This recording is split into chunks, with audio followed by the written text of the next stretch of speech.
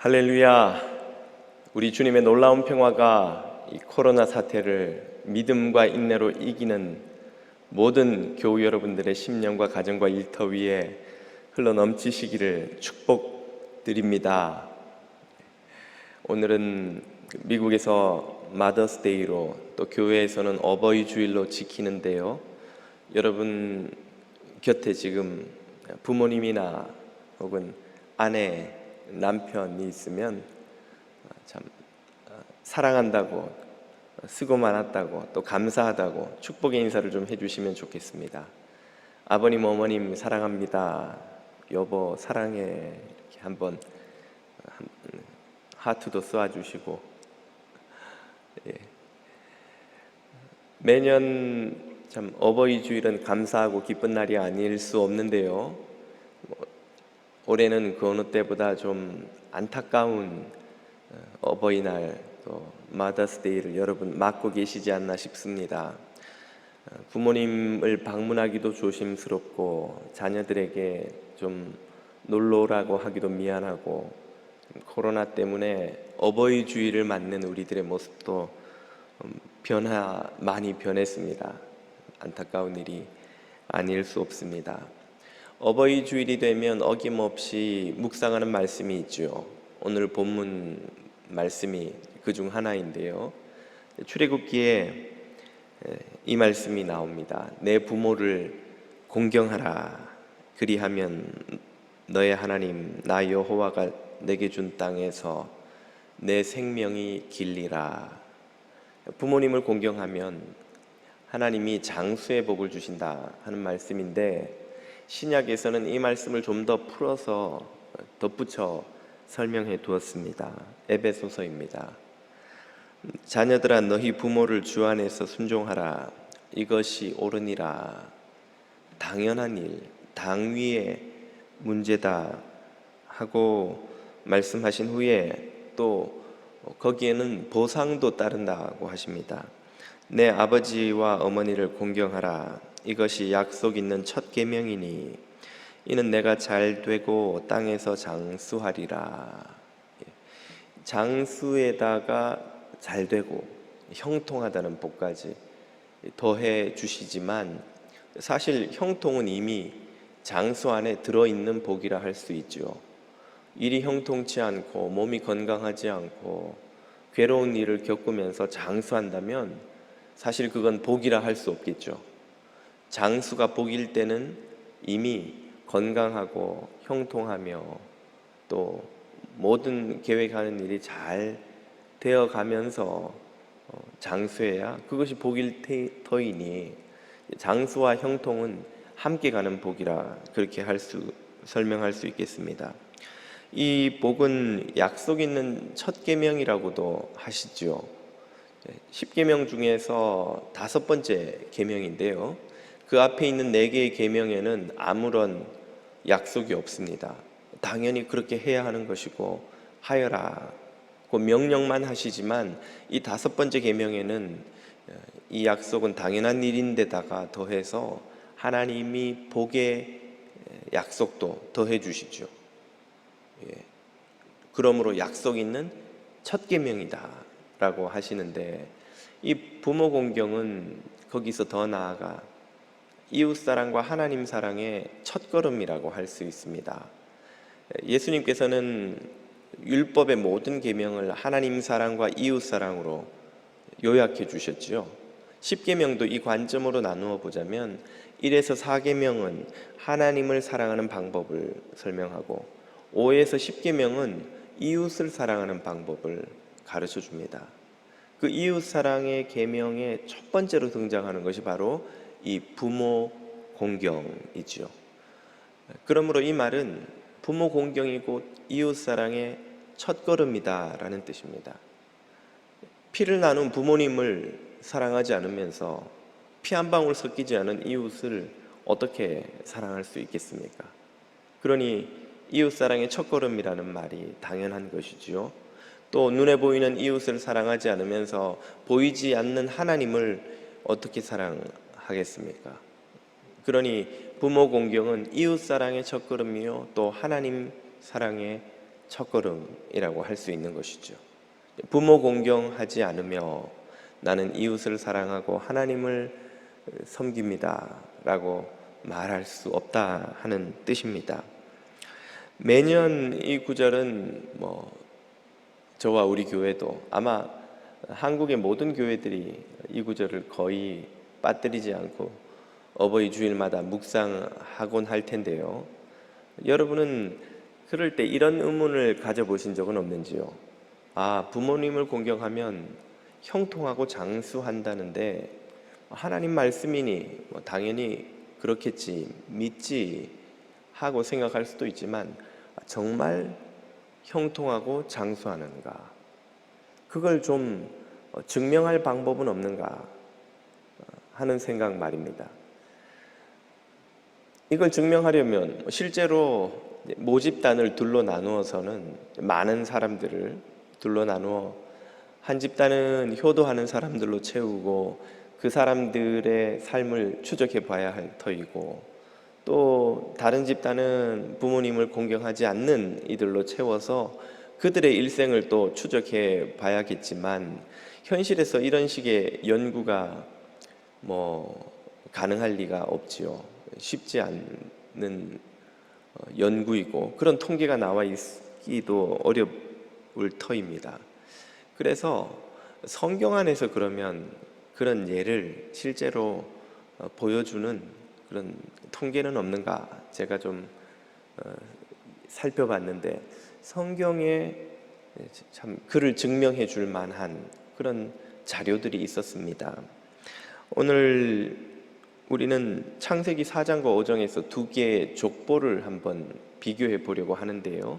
그것은 바로 가인과 셋의 족보입니다. 둘은 아담의 첫째 아들과 셋째 아들이죠. 첫째 아들인 가인은 경건한 둘째 아들이었던 아벨을 살해합니다. 이 사건은 참 불의한 자들이 의인을 박해하는 그 첫 번째 사례라고 할 수 있겠습니다. 아벨이 죽음으로써 경건한 백성의 이 맥이 시작과 더불어 시작하자마자 끊어질 위기에 놓입니다. 그러자 하나님은 아벨을 대신해서 셋이라는 경건한 아들을 아담에게 또 주셨습니다. 아담은 그러한 사실을 이렇게 고백하지요. 창세기 4장 25절입니다. 아담이 다시 아내와 동침하매 그가 아들을 낳아 그 이름을 셋이라 하였으니, 셋째라서 셋이라고 한 건 아니겠지만 셋이라는 아들이 낳습니다. 그리고는 고백하기를 이는 하나님이 내게 가인이 죽인 아벨 대신에 다른 씨를 주셨다 함이며, 이 아담의 고백에서 분명히 드러나는 것은 경건한 아벨의 죽음을 대신할 새로운 경건한 아들로 셋이 태어났다는 것이죠. 이렇게 되어서 가인을 통해서는 죄인의 후손들이, 셋을 통해서는 의인의 후손들이 세상에 퍼지게 됩니다. 이제 그들의 후손들은 어떤 삶을 살아가게 될까요? 이 둘은 서로 다른 삶을 살아가는 후손들을 갖게 되는 것일까요? 둘의 삶을 이 족보를 통해서 한번 비교해 볼까 합니다. 창세기 4장에는 가인의 족보가 나옵니다. 가인은 모두 6대까지 그 후손들이 소개가 되고요. 5장에 가면 셋의 후손들이 노아의 아들들까지 포함하면 모두 9대까지 이르는 후손들을 소개하죠. 일단 가인의 후손들이 셋의 후손들보다 더 적어 보입니다. 적은 것도 적은 것이지만 그 가인의 후손들의 삶의 질이 무척 좋지 못합니다. 요즘의 표현으로 하자면 삶의 질이 낮지요. 먼저 그 시조였던 가인을 보십시오. 13절입니다. 가인이 여호와께 고하되 내 죄벌이 너무 중하여 견딜 수 없나이다. 주께서 오늘 이 지면에서 나를 쫓아내시온즉 내가 주의 낯을 배웁지 못하리니 내가 땅에서 피하며 유리하는 자가 될지라. 무릇 나를 만나는 자가 나를 죽이겠나이다. 가인은 자신이 저지른 아벨 살해 사건에 대한 심판의 두려움으로 짓눌려 살았습니다. 공포, 두려움이 가인의 삶을 특징 짓는 정서였지요. 그래서 그는 어떤 식의 삶을 살아가게 됩니까? 16절입니다. 가인이 여호와 앞을 떠나 나가 에덴 동편 노 땅에 거하였더니, 가인은 그의 죄로 인해서 하나님을 떠나 살 수밖에 없습니다. 하나님으로부터 당연히 받을 수 있는, 받았어야만 하는, 하나님이 인간을 창조하실 때 주고자 하셨던 복지와 안전과 모든 행복의 조건들을 다 잃어버리는 거예요. 그래서 이제 그는 스스로를 자신이 지키지 않으면 안 되게 되는 삶을 삽니다. 17절, 아내와 동침하니 그가 잉태하여 에녹을 낳은지라 가인이 성을 쌓고 그 아들의 이름으로 성을 이름하여 에녹이라 하였더라. 가인이 왜 성을 쌓았는가? 사람이 늘어나서, 자손들이 늘어나서 쌓았나 보다, 그렇게 생각할 수도 있지만 앞서 했던 가인의 고백을 생각해 보면 그는 두려웠던 것이죠. 누가 자신을 죽일지 모르기 때문에 성을 쌓고 그 성 속에서, 성 안에서 안전을 꾀했던 것입니다. 보호받고자, 두려워서 스스로가 스스로 쌓은 감옥 안에 갇히고 만 것이죠. 그의 후손들의 삶 역시 마찬가지였습니다. 6대까지 이르는 후손들 중 아마 가장 명성이 높았던 것으로 묘사되는 라멕의 삶을 한번 들여다보십시오. 23절 이하입니다. 라멕이 아내들에게 이르되, 딴 사람에게 한 말이 아니에요. 가장 가깝고 믿고 신뢰하고 보호하고 보호받아야 하는 그 아내들에게 하는 말이 뭐냐면, 나의 창상을 인하여 내가 사람을 죽였고 나의 상함을 인하여 소년을 죽였도다. 라멕의 삶을 특징 짓는 것은 부상당하는 것이, 공격당하는 것입니다.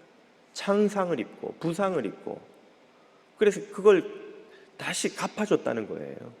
누가 나를 부상 입혀서 나는 죽여버렸다, 날 상하게 하더라 한 그 젊은이를 내가 죽여버렸어. 그리고는 그런 부상을, 공격을, 위협을 당하지 않기 위해서 그 자신이 몇 배로 되갚아 주리라고 협박을 합니다. 24절, 가인을 위하여는 벌이 7배일진데 라멕을 위하여는, 라멕을 건드려 벌이 77배이리로다 하였더라. 이 말은 누구든지 나를 조금만 건드려봐, 그냥 죽여버려, 가만두지 않아, 그런 식의 협박이지요. 위협입니다. 그렇게 다른 이들을 위협해서 자신의 안전을 꾀하려 했던 것이고, 그렇게 하지 않으면 안 되었다는 거예요. 그만큼 위험한 삶을 살았고, 복수하는 삶을 살았고, 보복이 아니면 자신의 안전을 지키지 못하는 삶을 살았고, 만인에 대한 만인의 투쟁 속에 살았던 거예요. 그리고 심지어 그런 위협을 누구에게 하는가? 자기 아내들에게 하고 있어요. 아내들에게, 가장 믿고 의지하고 서로 사랑하고 보호받아야 할 가족에게조차도 이런 위협이 없으면 안 되는 극도의 스트레스 속에 살았다는 것입니다. 실제로 많은 독재자들이, 고대의 왕들이 가장 두려워한 것이 성 밖에 있는 원수가 아니라 성 안에 있는 가족, 측근들이었던 거예요. 그들이 마음만 먹으면 음식에 독을 넣어서 얼마든지 자신을 해칠 수 있었기 때문에 많은 왕들, 독재자들이 가족, 자식을 가장 큰 위협으로 여기고 실제로 자기 손으로 그들을 죽이기까지 합니다. 성경에도 잘 아는 대헤롯이 말년에 거의 미친 상태가 되어서 자신의 아내들, 아들들을 여럿 자신의 손으로 죽이지요. 자신의 왕위를 위협한다는 그 공포에 사로잡혀서. 그리고 그 공포는 근거가 없는 것이 아니었습니다. 많은 왕가에서 왕위를 둘러싼 암투가 그런 식으로 벌어졌었죠. 가인의 후손들의 삶을 한마디로 요약하자면 극도의 스트레스 속에서 자신의 안전, 복지, 생명을 지키기 위해 극도의 불안과 두려움 속에서 살아가야 하는 그런 삶이었습니다. 이런 가인의 후손들의 삶을 셋의 후손들의 그것과 비교해 보면 더더욱 그들이 얼마나 비참한 비극적인 삶을 살았는지가 드러납니다. 세 번째 도표를 한번 보십시오. 가인과 셋의 후손들을 비교해 놓은 이 도표에는 가인의 후손들이 수도 셋의 후손들보다 적기도 하지만 또 그들의 수명에서도 극적인 대조를 보입니다. 창세기 5장은 셋과 그 후손들의 이 수명을 소개해 주고 있죠. 하나같이 어느 정도의 삶을 살아갑니까? 대부분이 900세를 오르내리는 삶을 살지요. 셋부터 보시면 912, 905, 910, 895, 962. 무두셀라는 가장 많은 969년을 삽니다. 가장 짧은 이가 에녹이 365년이긴 하나 그도 죽은 것이 아니라 승천했다고 나오죠. 노아 역시 990세, 라멕은 비교적 젊은 나이에 요절해서 777세에 생을 마감합니다. 7이라는 완전수를 3번이나 반복했다는 것은 그가 짧게 살았다는 것이 아니라 충만하게 살았다는 걸 의미하는 거예요. 이렇게 오래 산 사람들이요, 이런 생각을 할 수도 있죠. 혹시 이들이 백발의 노인이 되어서 비틀비틀거리면서 남은 900년을 산 것이 아닌가 싶지만 창세기 5장의 이 묘사를 보면 아담은 130세의 자식을 낳습니다. 처음 낳은 걸 말하는 것이죠. 라멕은 182세에, 노아는 500세에 처음 자녀를 갖습니다. 그 말은 그 후에도 여러 자손들을 낳았다는 이야기고, 또 노아가 그 큰 방주를 제작한 때가 600세 때입니다. 이건 뭘 말해주나요? 그들의 인생 대부분을 자녀를 출산하고 또 그 큰 배를 짓는 그런 노동을 거뜬히 감당할 만한 육체적으로 건강한 상태로 살았다는 거예요. 우리의 삶에 10을 곱하면 되는 것이죠. 우리가 30세를 산다 그러면 그 당시 사람들은 300세 이 정도, 우리가 한 50 살았다 그러면 그 당시는 500세 이 정도의 건강한 삶을 살았다는 것입니다. 그들은 육체적으로만 그렇게 건강했던 것이 아니라 그들의 삶의 질도 대단히 높았다고 볼 수 있습니다. 창세기 4장 26절로 가보십시오. 셋도 아들을 낳고 그 이름을 에노스라 하였으며 그때 사람들이 비로소 여호와의 이름을 불렀더라. 이 말은 예배를 드렸다 이 말이죠. 아벨이 죽음으로써 끊어진 예배의 전통을 셋과 그 후손들이 다시 살려내어서 하나님을 예배하는 백성이 되었다는 말입니다. 또 그들을 묘사하는 다른 표현이 있습니다. 24절, 에녹이 하나님과 동행하였더니 하나님이 그를 데려가심으로 세상에 있지 아니하였더라. 하나님과 동행했다는 것이 그 후손들의 일관된 이 삶을 묘사하는 방식입니다. 노아에 대해서도 6장 9절을 봅니다. 노아는 의인이요 당대의 완전한 자라. 그가 하나님과 동행하였으며, 하나님과 동행했고 의인이었고 완전한 자, 하나님을 닮은 사람이라는 말이죠. 우리가 산상설교를 묵상하면서 지난주에 보지 않았습니까? 너희는 하나님의 온전하심 같이, 저지난주인가요? 하나님의 온전하심 같이 너희도 온전하라. 하나님을 닮은 자라는 말이에요. 하나님. 셋의 후손들은 육체적으로도 장수했을 뿐 아니라 영적, 정서적으로도 충만하고 강건한 삶을, 건강한 삶을 살았다는 것이죠. 그에 비해서 가인의 후손들은 어떠합니까? 세 번째 도표를 다시 한번 보십시오. 창세기 5장에는 셋의 후손들의 이 나이가 소개됩니다만 그들이 몇 년을 살았는지, 가인의 후손들은 아예 소개가 되지 않습니다. 그들이 몇 년 살았는지 전혀 관심이 없어요. 이 말은 그들의 삶이 셋의 후손들의 삶과 비교할 때에 의미가 없을 만큼 짧거나 가치 없는 무의미한 그런 삶을 살았다는 거예요.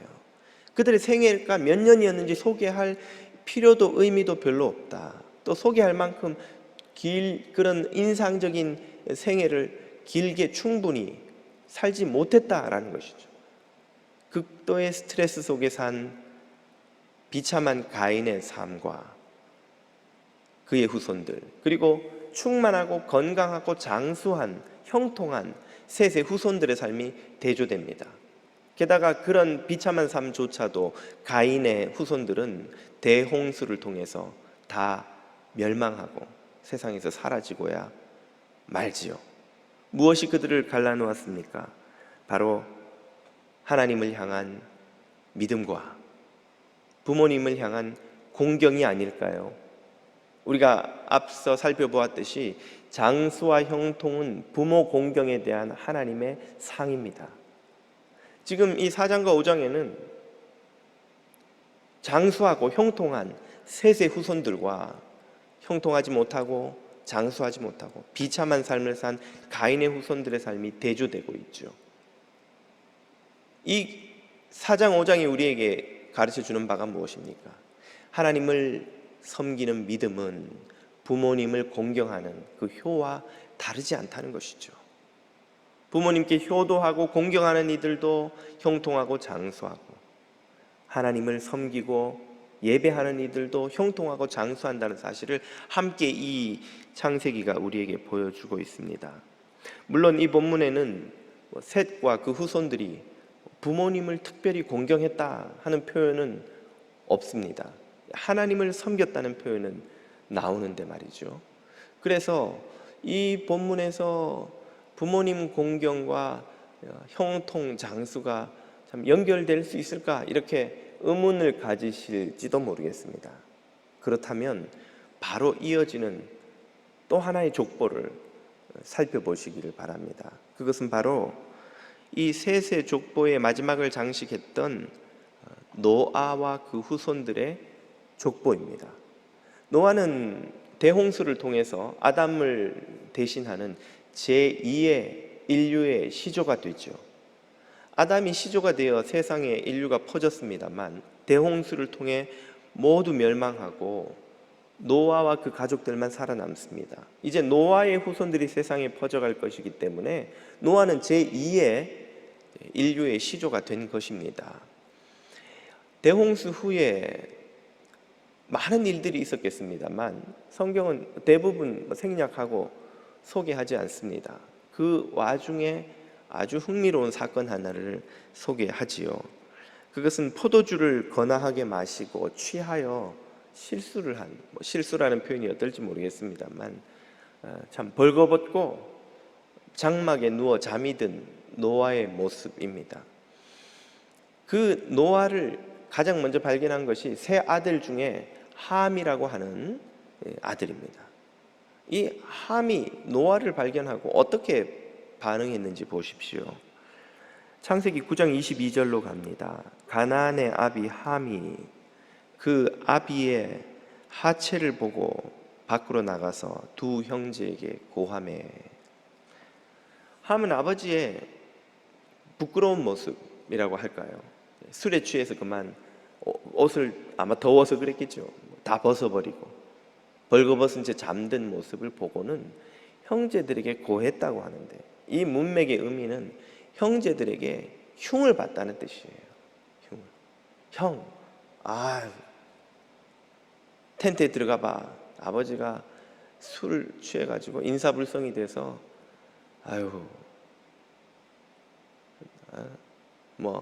노인네가 말이야, 이런 꼴을 보이냐고, 아마 그런 식의 흉을 봤다는 것이죠. 그런 함과 달리 다른 두 형제 셈과 야벳은 어떻게 그 상황을 대처합니까? 바로 이어지는 23절이 알려주죠. 셈과 야벳은 함과 달리 옷을 취하여 자기들의 어깨에 메고 뒷걸음질 쳐 들어가서 아비의 하체를 덮었으며 그들이 얼굴을 돌이키고 그 아비의 하체를 보지 아니하였더라. 이 다른 두 아들은 아버지의 허물을 덮어주었습니다. 신약은 교회에서 성도의 마땅한 믿음의 자세로 형제의 허물을 덮어주는 것이라고 말씀하시죠. 많은 형제들의 허물을 다 덮어주는 것이 참 귀한 사랑이겠습니다마는 우리가 가장 허물을 덮어주어야 할 가까운 이웃, 중요한 이웃이 있다면 누굴까요? 바로 가족이요. 그 중에서도 부모님이 아니고 누구겠습니까? 셈과 야벳은 그 부모님의 허물을 덮어주는 아들이었습니다. 왜 그렇게 했을까요? 그들의 마음속에 평소에 아버지를 향한 공경이 있었기 때문이죠. 반면에 함은 아버지의 허물을 보고 형들에게 그것을 험담합니다. 비난을 하는 거예요. 조롱을 하는 것이죠. 아버지가 이런 꼴을 보인다고. 그것은 함의 마음속에 아버지를 향한 공경의 마음이 없었다는 것을 보여줍니다. 이렇게 아버지의 허물을 서로 다른 방식으로 대한 아들들의 삶은 어떻게 될까요? 창세기 9장 10장은 그들의 후손들을 소개하는데 적지 않은 지면을 할애합니다. 그리고 그 후손들의 면면은 이제 그와 그 후손들이 어떤 삶을 살게 되는지를 보여주죠. 내용이 길기 때문에 다 적지는 않았고 그 중에서 여러분의 귀에 익숙할 만한 의미 있는 민족들만, 그 후손들만 기록해 보았습니다. 가인의 후손들 중엔 함의 후손들 중엔 누가 있습니까? 먼저 바로 이어지는 바벨탑 사건의 주역이 되는 신할 땅의 바벨이라는 민족이 등장합니다. 니므롯을 보스로 하는 바벨은, 이 바벨 민족은 무엇을 하는가? 바벨탑을 지었다가 하나님의 진노를 사서 온 땅으로 흩어지죠. 그리고 이 지역에서 후에 구바벨론, 신바벨론 제국이 일어나 남왕국, 이스라엘 남왕국을 멸망시키지만 그 자신도 얼마 지나지 않아 페르시아에게 멸망하여서 역사의 무대에서 사라지죠. 북왕국을 멸망시켰던 아수르도 함의 후손입니다. 이스라엘의 역사 내내 옆구리의 가시처럼 갈등을 주고받다가 바벨론에 의해서 함께 멸망한 블레셋도 이 함의 후손이라고 창세기는 소개합니다. 이스라엘이 가나안 땅에 정착하기 전에 그 땅의 7 원주민 부족, 가나안으로 대표되는 그 부족들 모두 함의 후손들입니다.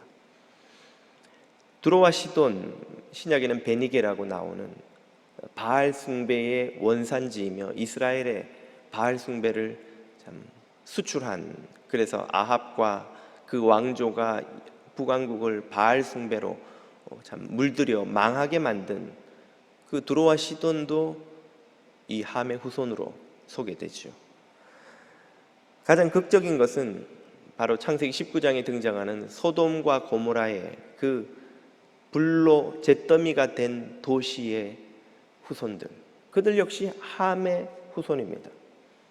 오늘날 이들은 역사 속에 그들의 언어, 민족, 혈통, 문화, 풍습 그 어떤 것도 남아있지 않고 역사 속에서 다 사라져버렸습니다.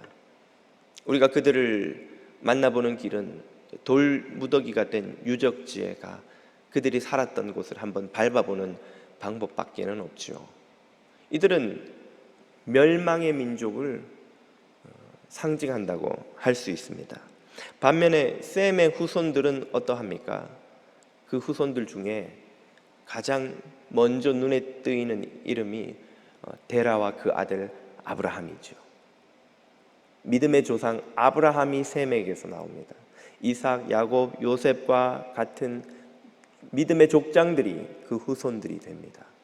그리고는 위대한 왕 다윗이 등장해 이스라엘을 참 위대한 나라로 만들지요. 성경이 등장하는 선지자들이 다 그 후손들에게서 나옵니다.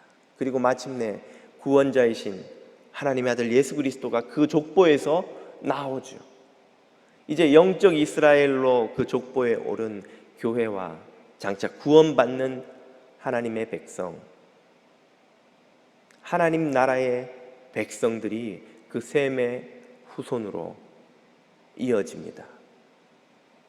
창세기에서 셈, 함, 야벳은 다 패키지로 별 다른 구분 없이 소개됩니다.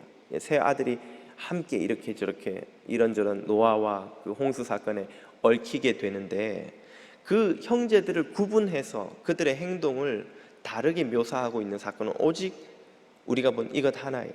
아버지의 그 허물을 자녀들이 어떻게 대했느냐는 것이죠.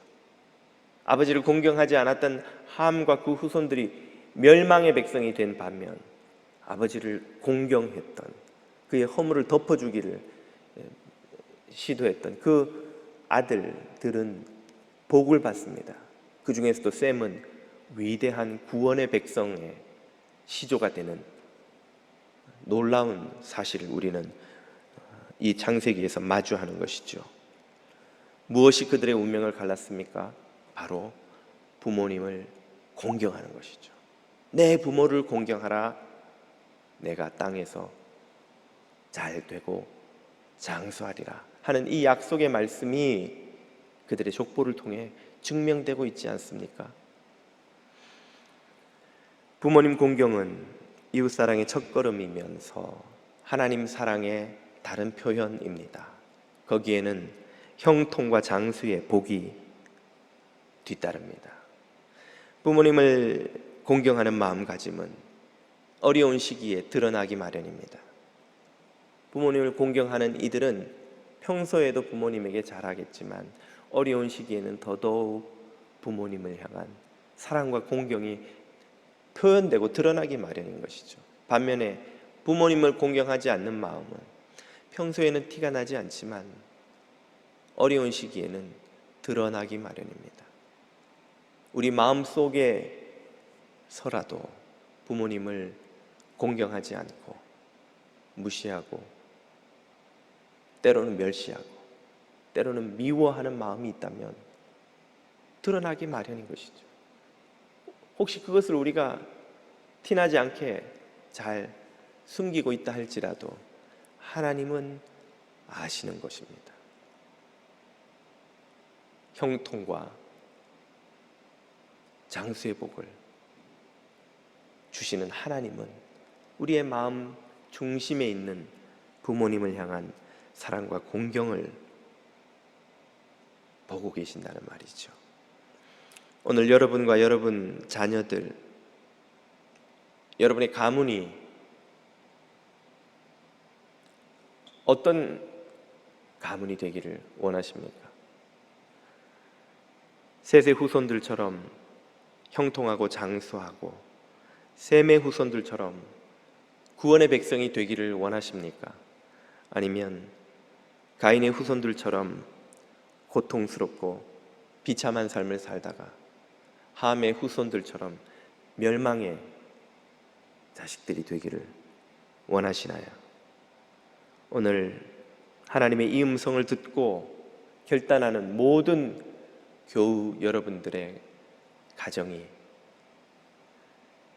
셈과 셋의 후손들처럼 부모 공경의 비밀을 배워 형통과 장수의 복을 누리고 세상에 전하는 주님의 자녀들이 다 되시기를 주님 이름으로 축복드립니다.